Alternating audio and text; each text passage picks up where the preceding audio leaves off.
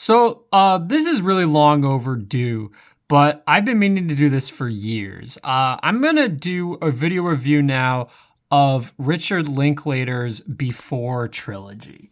Now, for those who aren't already familiar with it, the Before trilogy is a trilogy of movies by director Richard Linklater. Like, he's the same guy who did Dazed and Confused, A Scanner Darkly, Boyhood. I think he did School of Rock, and he did a few other movies too. He did Waking Life. Now I'm not a fan of all of his movies. I think some of them suck. Like, I'm not a big fan of Boyhood, for instance. But I'm gonna say flat out, I love the Before trilogy. I think it is one of the greatest cinematic achievements of all time. And also for me, on a personal level, they're kind of like, what people call like comfort viewing or whatever. Like, they kind of are that for me. Like, there's something that I can return to year after year.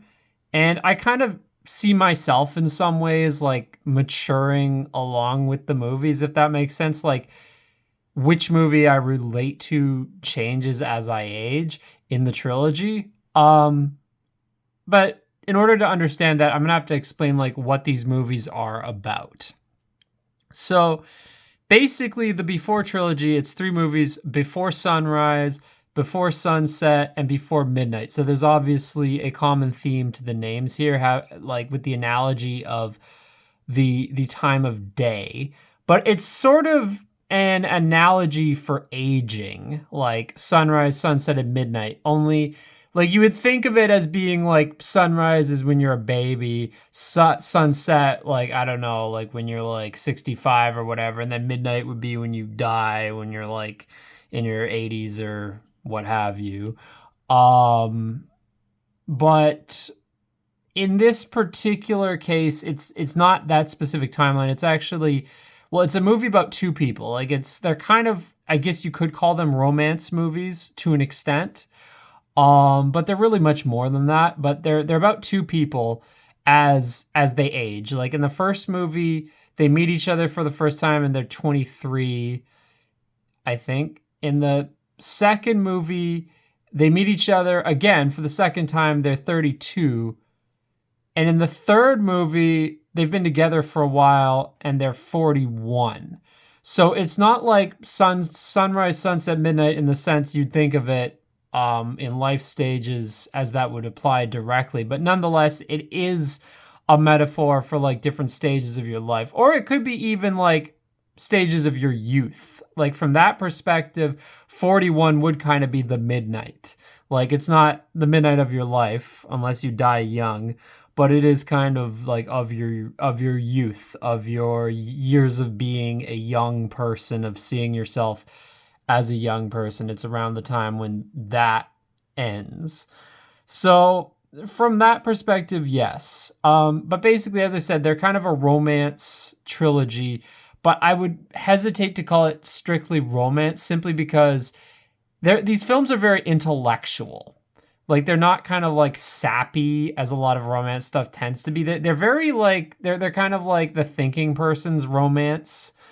In the sense, like, both characters, like the two main characters, Jesse and Celine, they're both probably quite high IQ people. Like, you could call them pseudo-intellectual. Like, Jesse even calls himself pseudo-intellectual at one point. Oh, Jesse's a man. I know that's a name that can be both a male and female name. Jesse's a man. This is a heterosexual romance. Yes, it's a man and a woman, and they're both white, by the way. Jesse is white American man. Celine is a white French woman. So yes, it's a heterosexual white romance story. But again, they're both like they're intelligent people, whether you'd call them intellectual or pseudo-intellectual. They're definitely significantly above average IQ, high verbal IQ people. And there's a lot of philosophical ideas being bumped around between the two of them. They like discussing intellectual stuff. They also discuss a whole lot of other things, some of them quite banal, some of them interesting. Some of them about their own lives, themselves, aging, death, humanity's place in the universe, like what the meaning of life is, the idea of souls, like what a soul is, reincarnation, um, things of that nature. Like one recurring thing is Celine has this idea that she's not really living her life, but she's on her deathbed and it's all flashing before her eyes, and this is actually what is happening to her right then, right now. Like that's kind of a recurrent theme. Jesse even talks about at one point, like seeing a baby and thinking this is something that's going to die one day, like having this immediate thought of death, like upon seeing a newborn child. So there's some like depressing shit in these movies, like a lot of like nihilist, or not, I wouldn't call it nihilistic, but like ruminations on like life and death. But there's also a lot of humor as well. A lot of their dialogue is pretty funny, and neither of them is especially religious, but they do talk about like, you know, ideas of like the afterlife and the supernatural also, and seem somewhat open to the possibilities. So they're both kind of like, I guess you could say, agnostic to some extent. Celine leans more liberal, but she's definitely quite liberal left. Although thankfully she doesn't talk about, they don't really talk about race in these movies, so at least there's none of that sort of thing, like white, like her talking about how awful white people are or whatever. But she is quite liberal when it comes to like feminism, and when it comes to like, you know, she cares about the environment, which is an area where I agree with liberals largely. But she seems more socialist also. Like she named her cat Shay. So yeah, she's more economically socialist. I mean, she's French. Whereas Jesse, he's American. He's sort of, I would say, probably left of center overall, but to the right of Celine. And he does kind of mockingly call her a commie on several occasions. Yeah, I mean, he's probably, I would guess, he's probably the kind of person who would have been a Democrat for most of his life, but maybe in the era of wokeness in the 2010s may have shifted sides. Like he seems like that kind of guy.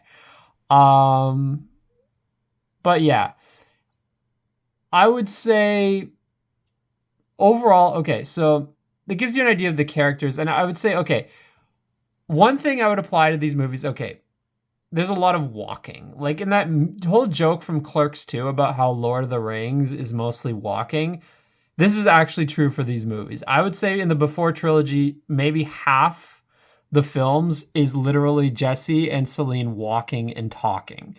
And in the first two movies, it's them walking and talking specifically. In the first movie, it's Vienna.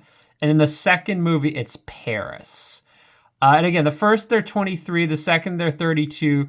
The third, they're 41. Now, in the third movie, they're actually in it's not the Greek island. It's Greece. It's the Peloponnese Peninsula in some small town. And it kind of is the combo breaker in that regard. In my opinion, I would have rather they had been in like Rome or something in the third movie. I would have rather it kept with the theme of the first two movies where they're in a historic European large city. But I mean, they're still technically in Europe in a historic place, like in this historic small village or town or whatever in Greece, walking and talking. But yeah, like literally the majority of the film is literally them walking of all three movies. Well, maybe not the third, but definitely the majority of the first and second is them walking, and at least like maybe a third of the third movie is them walking. So it's a lot of walking and talking. It's kind of stream of consciousness. There's sort of like, it feels like there's no plot, but there actually is a plot because it's constantly about the tension of what's going to happen with them Are they gonna? In the first movie, the question is like, will they ever see each other again? Because they meet each other in the first movie on a train randomly, and Jesse strikes up the nerve to actually talk to her and convince her to get off the train with him in Vienna, so they can literally, I'm not shitting you, spend the entire night walking around Vienna. So yeah, and she agrees to this, crazy enough. Um, I feel like in real life, not a lot of women would agree to that. But I guess if the guy is cute and charming and handsome enough, maybe. Um, but yeah, that happens in the first movie. So the tension is kind of, will they ever see each other again? Because they both go their separate ways at the end of the first movie. And they make this really, they do the dumbest thing ever, which is frankly typical of young people, like in their early 20s or whatever, where they're like, oh, we shouldn't exchange contact information because then things will just slowly die out between us. So, no, we should meet again in the exact same place exactly 6 months from now. Very brilliant idea. Nothing could go wrong there. So, yes, they make that plan, and sure enough, Jesse shows up, but Celine doesn't. And this happens between the first movie and the second. And this is only revealed in the second movie, when they meet each other once again, when they're both 9 years later, when they're both 32 years old, and they meet in Paris. And the reason they meet, funny enough, it is actually ingenious, which is that Jesse actually becomes a successful writer, having written a novel based on his experience with her in the first movie. So this is not a real novel, but it's a novel that exists in universe, like in the movies, based on the events of the first movie. And she finds out about it, she reads it, and then she catches him when he's on his book tour in Paris, which is where she lives. So that happens. And then the second movie is them walking and talking in Paris. And it's revealed that she didn't show up for their meeting because her grandma's funeral happened at the same time and she couldn't make it. Which is kind of funny. It just goes to show how stupid an idea it was. But in a very protracted way, it does work out because they do end up meeting again. And who knows, maybe they were right that if they had exchanged contact information, it would have slowly died out over time. Personally, I think, again, it's like, this is something that, like, okay, this is perhaps the most Hollywood aspect of, because the movies, they're very realistic in a lot of ways. They're very realist. But I feel like this is the most Hollywood aspect, the fact that, like, this is how they meet again because he wrote a book about her and she finds him. I think that is probably the most convoluted Hollywood aspect of the entire trilogy. It kind of works in a way because it's very romantic and kind of ironic that this would actually be the way they would meet again. And it's sort of, at this point, like, the movies kind of become a bit self-reflexive because his first book, he writes the first book about her based on the events of Before Sunrise, which he calls This Time. And then it's revealed in the third movie that he also wrote a book based on the events of the second movie, which is called That Time. So it's like Before Sunrise, Before Sunset, This Time, That Time. It's sort of self-reflective kind of joke, a riff on the title of the films themselves with the books. Kind of like the in-universe Stab movies in the Scream movies. So it's like how there's Scream and Stab, and that was like Before Sunrise, Before Sunset, This Time, That Time. So it's sort of like this self-reflective thing in the movies. So that I found that kind of clever. But yeah, the second movie is basically them walking around in Paris and talking similarly to how they do in the first movie about a lot of, like, philosophical stuff about their lives, about each other, love, romance, But there's also in the second movie, the question is, yeah, will they get back together? Like, once again, it's like in the first movie, the question is, are they ever going to see each other again? In this movie, it's like, are they going to stay together now that they have seen each other again? Are they going to get together? You know, are they going to become an actual couple or whatever? And it turns out, yes, they do. Now it's interesting in the second movie, their conversations are kind of similar to the first movie. Like, there's still some of that youthful naivete, but a bit less of it. Like, they're maturing. Like, Jesse actually has a son at this point with another woman, and he's not happy in the marriage. And Celine does not. She's still single and childless at this point. So he's actually the one cheating with her at this point, technically. She's not cheating, but he is at this point. In the first movie, both of them were single at the time. In the second movie, he has a wife who he's unhappy with and a son. And he loves his son, but he's unhappy with his wife. So he's technically cheating on her with Celine in the second movie. We never, ever meet his wife in the trilogy. We never see her. She's a character. She's a person who's referenced, but she's never seen as a character. And then, but we do meet his son in the third movie.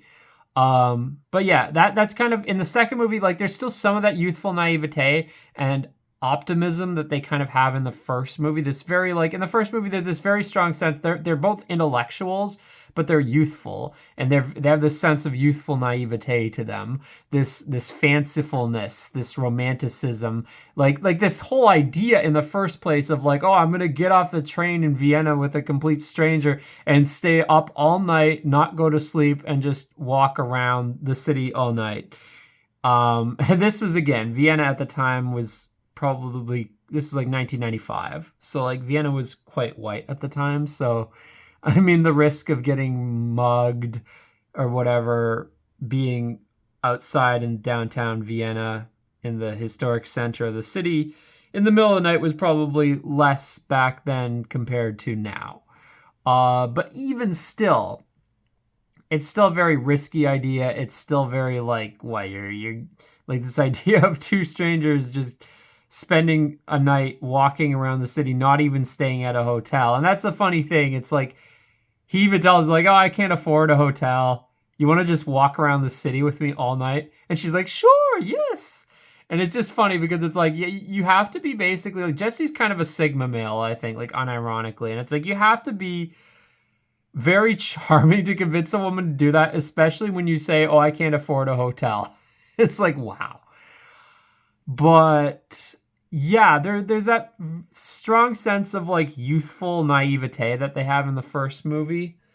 In the second movies, there's some of that still there, but it's dissipating a bit. And they do talk a bit more about more practical things. And even like Celine in the first movie, she talks about how like whenever she has an ambition for her life, her parents try to channel it into a more practical thing. Like, oh, you love animals, become a veterinarian, you know, and she's like, she resents that at the time. But in the second movie, she does have a full-time job. She is kind of thinking about her career. Like she's doing all this environmentalist stuff. I think she works for like an NGO or something, and she's quite passionate about it. So it's like she is becoming more practical in a way, and so is Jesse. And I think it reflects how most people like mature, where it's like in their 30s, there's still some of that youthful naivete left, but just not quite as much. And there's more of that like kind of realism that comes with age, like seeping in. And they do talk a bit more about practical stuff in the second movie than in the first movie, but there's still kind of this like, almost like this balance, or you could say this tension between like the fanciful and the practical in their conversations that weaves its way into it. And even like the way they talk about politics, like in the first movie, Celine, she's just like, oh, there's this war going on a few kilometers from here, and I have no idea what it's about. And she's talking about the Yugoslav war that's happening at the time in 1995, because they're in Austria. But whereas in the second movie, she talks about politics in a way where it's like she has a bit more of an understanding of it and she knows what's going on. She even cites like statistics and things like that. I think she was talking about like, I don't know, malnutrition or something like that. I forget exactly what, but she was like citing some statistic. So it's like she's a bit more knowledgeable at this point, and both of them are. And I think there's a sense of like they're maturing, uh, for better and for worse. Like they're becoming a bit more jaded, a bit more practically minded. And then in the third movie, we see that even more so. And in the third movie, they're both 41. They are in a long-term relationship with each other, but not technically married. And they have two children of their own who are twin girls. And Jesse's son, Hank, is also in the film. And there's this custody battle going on with him and now his who was his wife in the second movie, who's now his ex-wife, who lives in the United States. And in the third movie, there's kind of this like, it's this like sort of family trip where Hank accompanies Jesse and Celine and their two daughters in Greece on this 6-week retreat where Jesse is meeting with like this like old British author guy and like I don't know if any of the other people there are authors, but he is. And the whole thing, it's like basically the third movie's a bit different from the first two because the first two movies are like very much like bottle movies. Like everything's in a bottle. It's almost the entire movie, like 95% of each film is just Jesse and Celine. There's not very much involving any other people in the movie. Whereas the third movie's different in the sense that almost half, I would say over a third of the first movie, almost half, involves other people. It's not until maybe 40% of the way through the film that it becomes just Jesse and Celine as it was in the first two movies. And in the first third of the movie, you have the first scene is Jesse saying goodbye to his son, Hank. And his son at this point is like 13 years old or something. He said he was entering high school, but honestly, he looks younger. Like, he looks like he's like, I don't know, 10 or 11 or something, but apparently he's supposed to be like 13 or 14 and entering high school. He looks more like he's entering middle school, to be honest. But, yeah. So it's Hank saying goodbye to his son. So the first scene is just him and his son talking. And then the second scene is because he's dropping his son off at the airport to get sent back to the United States to his cold bitch of a mother who Jesse and Celine both hate at this point. Although Celine hates her even more. And basically at the next scene is Jesse and Celine talking. So it's the two of them talking, much like in the first two movies, but this time they're actually, rather than walking, they're driving. They're driving back to this retreat in Greece from the airport with their two daughters, and the two daughters are asleep the whole time. Funny enough, they rented an SUV, which is hilarious considering that like Celine is allegedly an avid environmentalist. And they even, I think in the second movie, they talk about SUVs and how much of a problem they are. But yet in the third movie, here they go. They're driving a fucking SUV. So it's showing kind of how they're becoming these people who they probably would hope they would have never became, especially Celine. Like these like polluting SUV driving people. Although they live in Paris. Although it's never stated where in Paris did they live, in like a house, an apartment, or whatever. No, it is an apartment actually. So it's like they live in an apartment in Paris, but yet they choose to rent an SUV when in Greece. I don't know. There's people like that though. People like that do exist. But yeah, it's just kind of ironic. But yeah, they're driving in this scene back to the retreat. where Jesse's, so it's like this scene is more like the first two movies because it's just Jesse and Celine talking while the girls are asleep. And then they arrive back at the retreat. And then the next part, there's roughly a sequence that lasts, I don't know, maybe 30 minutes or 40 minutes, give or take. And honestly, it's the most boring part of the entire trilogy. It's the worst part of the entire trilogy.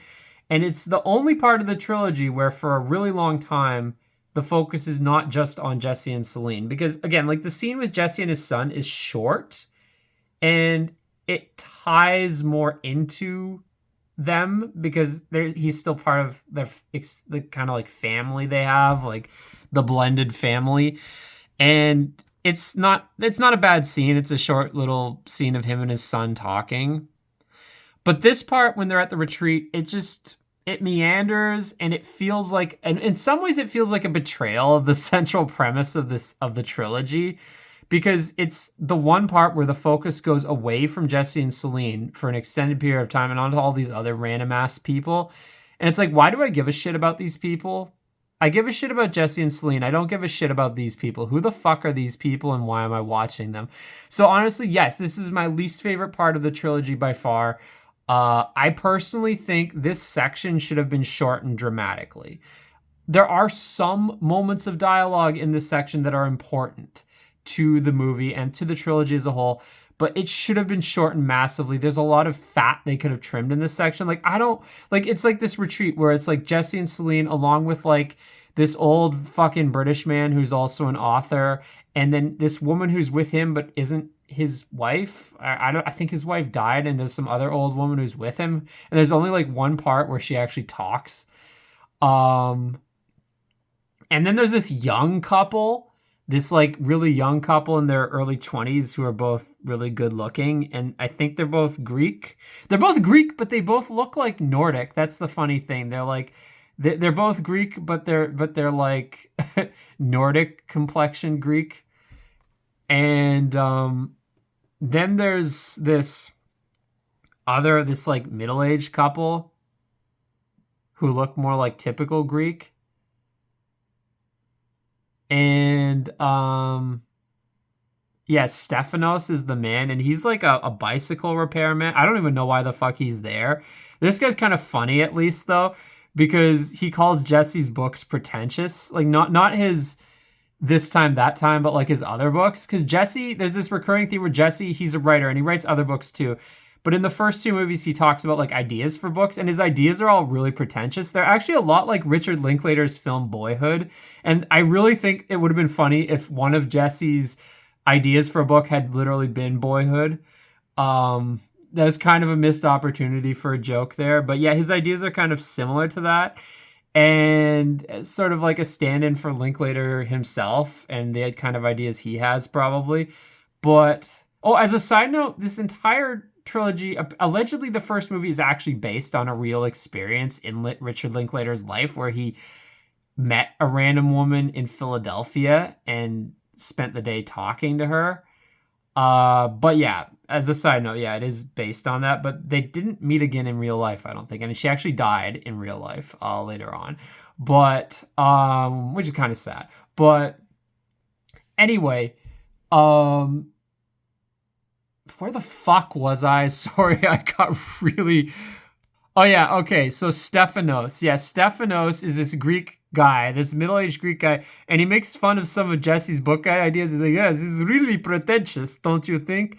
And he's kind of funny because he's like this very like working class type guy, and when he talks about the This Time, That Time books, all he talks about is the sex scenes. Like, oh, it was very steamy, yes, lots of sex, and it's like that's the first thing he thinks of course, and he keeps making all these kind of like crude jokes, and he's kind of actually like, of these random people, he's the only one I actually kind of like because he's at least funny.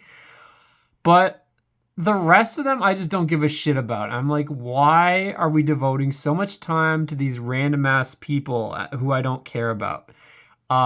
This trilogy is supposed to be about Jesse and Celine.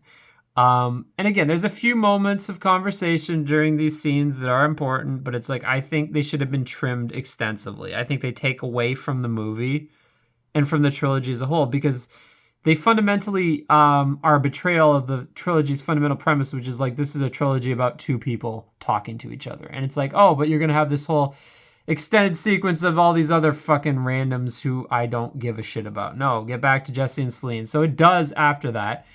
There is a lengthy sequence of the two of them walking and talking. So getting back to the bread and butter of the trilogy. Them walking and talking in Greece, in this small village, this historic village, talking about random shit. And yeah, it's kind of like they even talk about it themselves. It's like, hey, this is the first time we had a chance to just walk and talk with each other for a while and just bullshitting around. And they kind of like, it's like they're trying to recapture this feeling of their youth, these like pseudo-intellectual philosophical conversations, but they sort of realize themselves, and I think we as the viewer realize, it's like, yeah, these conversations are kind of interesting, but they're not as interesting as in the first two movies. The thing is this bad writing or is this good writing? Because I kind of feel it's deliberate. It's like they're trying to recapture this energy that existed before, and they're coming kind of close at times, but yet failing to do it. And I feel like you could say, oh, it's bad writing. It's suffering from the curse of third installments in trilogies where it's not as good as the first two, which is so common in movie trilogies. But is it, or is it actually intentional?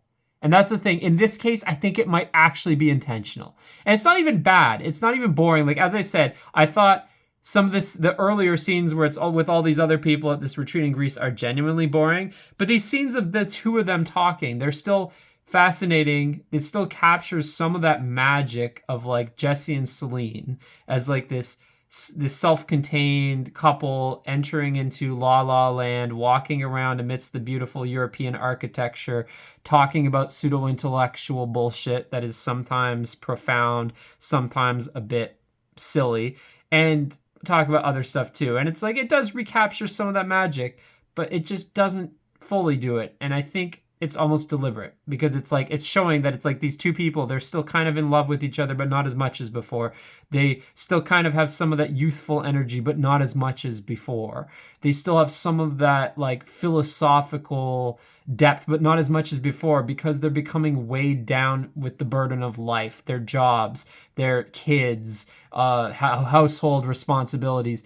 And this is something that really comes to the forefront in the third act of the movie, which is, in my opinion, the best part of the movie, which is where Jesse and Celine, they check into this hotel room and they have a massive fucking argument where every issue between the two of them that's been building up, not only in this movie, but even in the first two movies. And there's a lot of subtle callbacks in this argument to things that happen in the first two movies. Even like in the very first movie, when Celine, for a split second, catches Jesse checking out some random woman, that like builds up to, in this movie, Celine accusing Jesse of checking out random women constantly, which is something I've been accused of also, by the way.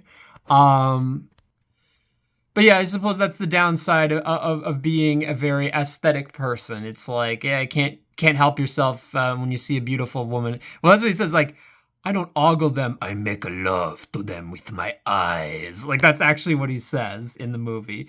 And she finds it funny. But she finds it funny at the moment. But then later on, this becomes one of the many topics they start arguing about in this argument, that it sort of starts out like whatever, they're sort of disagreeing over a minor thing, but then it just escalates and gets worse and worse and worse until she finally says, I don't think I love you anymore, and storms out of the hotel room. And ironically, the funny thing is, this scene was nominated for Best Fight for the MTV Movie Awards Best Fight Award, and normally they reserve this for like actual fights, like, you know, like Neo versus Agent Smith or John Wick versus 1,000 Guys or whatever, but they made the exception for this scene, like, we're gonna nominate it for Best Fight even though it's a purely verbal fight, which I found hilarious. And I think that actually works because it's like if this movie's a trilogy, this scene is, this movie's a trilogy, and this scene is basically Neo and Smith duking it out at the end of Matrix Revolutions. That's basically what this scene is for the before trilogy. It's Luke Skywalker and Darth Vader having their final lightsaber duel in Return of the Jedi. Like, that's basically what this is for this movie. It's the two of them having this massive fucking argument based on every problem between the two of them that has been building up for all three movies, and especially within the third movie and between the second and third movie. But I would say even some of the stuff, there's callbacks to like the very first film in this argument, and in stuff that builds up to the argument in the third movie. Like, what was it? Like, there's this callback where Celine mentions this pinball game in the first movie, and she claims that she lost on purpose to make Jesse feel better about himself. Now, in the first movie, she does lose in this pinball game because she fucks up, and she's like, merde. Like, but it looks like it was an accident, but now she's claiming it was on purpose, and she did it to assuage Jesse's ego. Is this true? Is this bullshit? We don't know, but it's a very interesting callback to what seems like an innocuous thing in the first movie. So that's kind of clever. There's a few things like that where it's like things in the earlier movies are called back to in a very clever way that almost seems like, is it set up or not? But it's kind of clever. Another thing is like in the third movie, she retells the events of the first movie, but wrong. Like she mentions like, oh yeah, she says like it was a pinball game at a cafe in Paris. It's like, no, it wasn't a cafe in Paris. It was a bar in Vienna. And it's like, is she remembering it wrong? Or is it showing that she's bullshitting? Or is she just doing this on purpose to fuck with him? I don't know. But yeah, there's a few like clever callbacks and things like that. But yeah, this argument, it's like what's been building up all three movies, all this tension between the two of them, all these unresolved issues. And it just comes to a forefront where they yell and scream at each other. They call each other horrible things. He calls her a crazy bitch.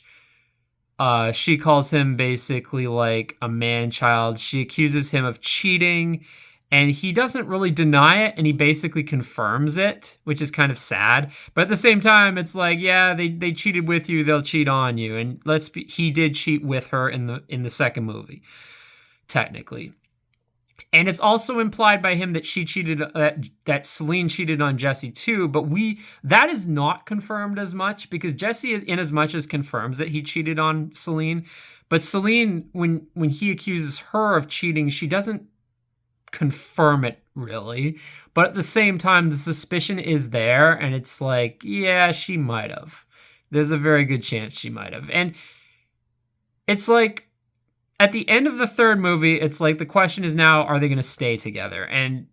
But it looks like they might, because they do reconcile after this fight. And Jesse kind of does one of his comedic little routines where he makes this like, this whole like little kind of joke about time travel, like referencing and like, or whatever. And then she sort of like goes along with it. Like she references the Terminator films, like, oh, are we going to have to be naked to time travel? And sort of to segue into like, it's implied they're going to have sex after, and it's going to be amazing. And they're going to have like makeup sex. And that's how their relationship will be, maintained despite all the problems they've been having. And so the movie, it does end on a kind of optimistic note, like this idea that, yes, they have these issues. They're not perfect people. And that is what Jesse says, like, it's not perfect, but it's real, what we have. And that's kind of funny enough, I used that line myself in something that I wrote a long time ago before this movie came out. It's not perfect, but it's real. And it's kind of like, yeah, that is sort of a theme of these movies, and especially of the third movie. Like the third movie is kind of like a deconstruction of happily ever after. It's like, this is what happily ever after actually looks like. It's not perfect, but it's real. It's rocky. It's messy. But it looks like they are going to stay together. They are going to work out their differences. And yeah, it's not going to be happily ever after all the time, but they are going to stay together, and they do, in their own way, they do love each other still. And so there is this like optimism to the ending. Um,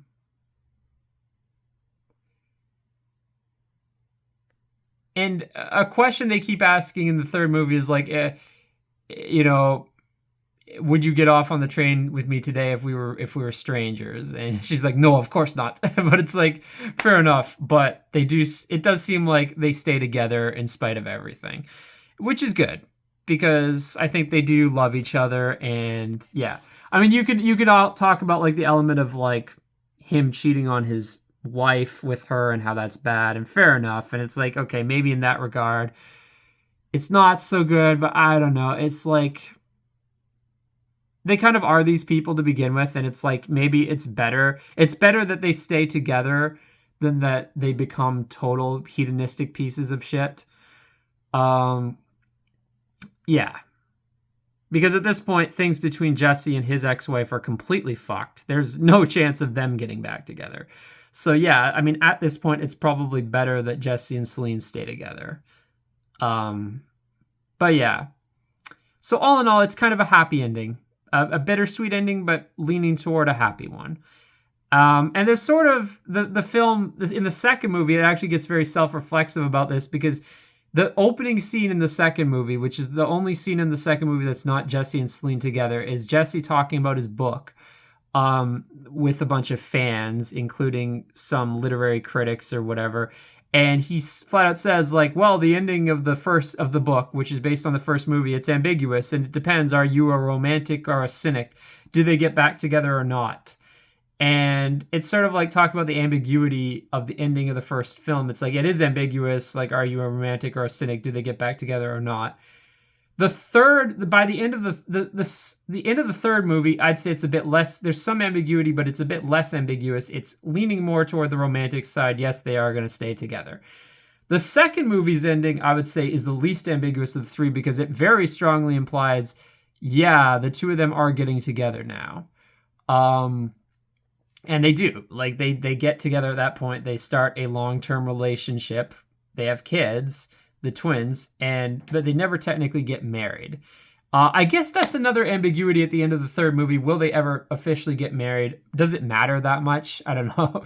But like, to a lot of people these days, it's like marriage versus common law. It's like de facto the same thing, especially considering how many marriages end in divorce.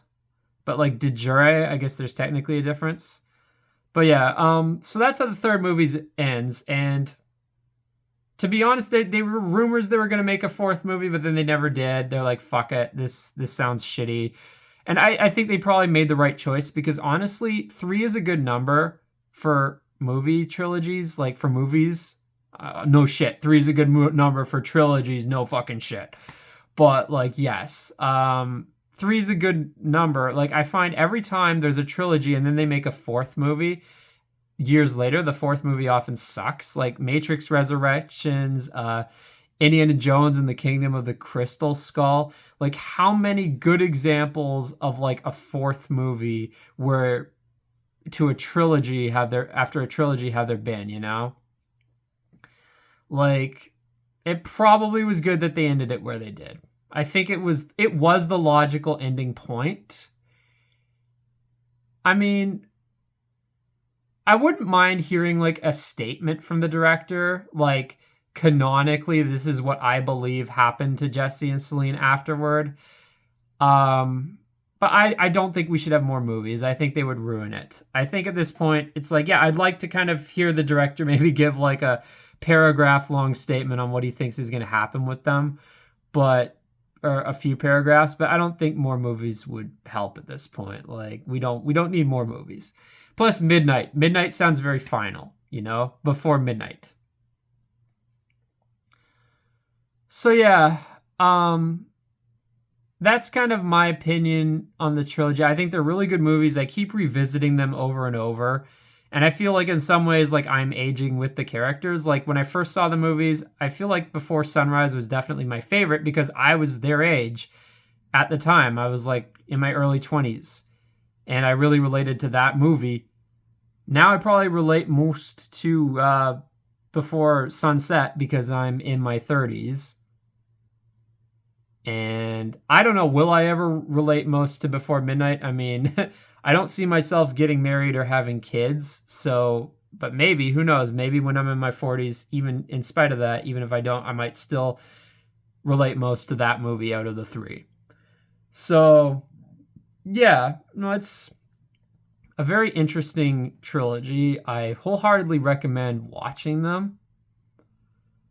Um, yeah, like as I find it's a trilogy I keep going back to. Like as I get older, I find I rewatch like these are the movies I find myself rewatching the most, frankly. Like it used to be when I was younger, I'd always rewatch like like Lord of the Rings, Star Wars, Spider-Man, Matrix, Terminator, like a lot of the big franchise films and stuff like that. I still do sometimes, but I find these days it's these movies that I keep going back to.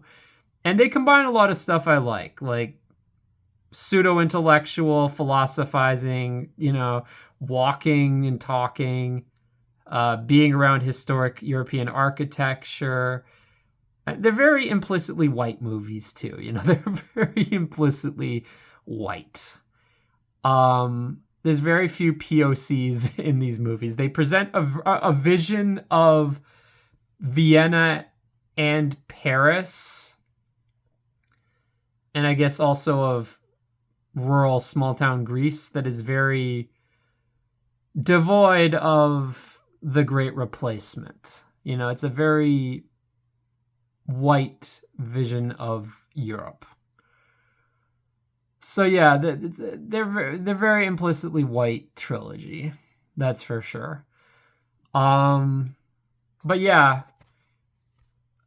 like the two of them, they're liberal, kind of like I think Celine more so than Jesse, but they're not like Antifa types. At least they never talk about race in a way where it's like disparaging whites or anything like that. So it's like that's good.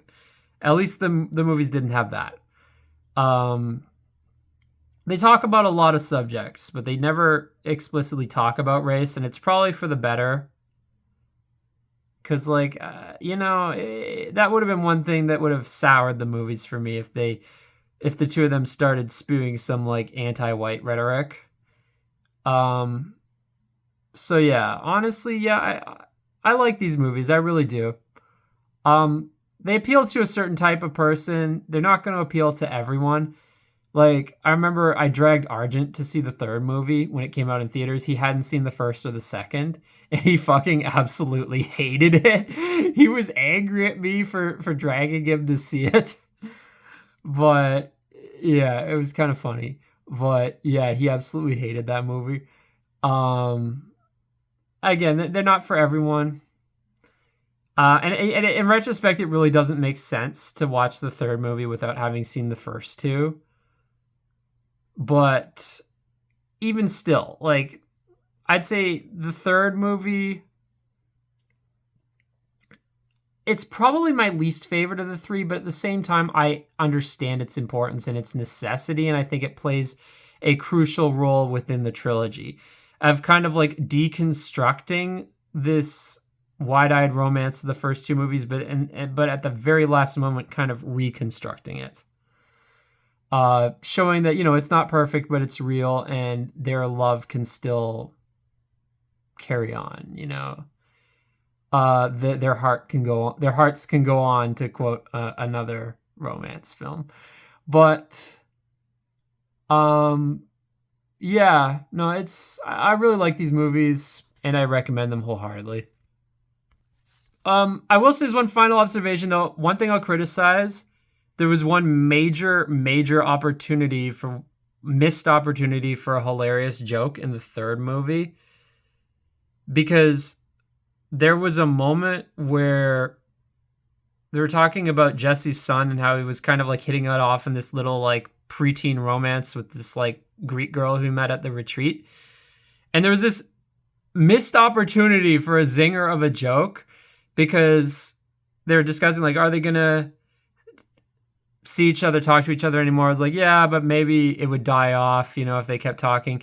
And there's a real missed opportunity to say, like, where Jesse could have said, yeah, if they kept if they kept chatting by email or whatever, it'd probably die off and fizzle out. No, it would make way more sense if the two of them arrange to meet up 6 months from now in the exact same place. Nothing could go wrong there. He should have said that, and it was such a golden opportunity for that exact joke. And it would have been a hilarious zinger. It would have been a great callback to the first two movies. And the joke was perfectly set up, and then he doesn't make it. And I'm like, what the fuck? Why did you not make that joke? It was so perfectly set up there. But yes, okay, I'll make that one criticism, that he doesn't make, like, the most perfectly set up joke of all time. But yeah. Anyway, yeah, I recommend wholeheartedly these three movies. And yeah, that's all I got to say about that.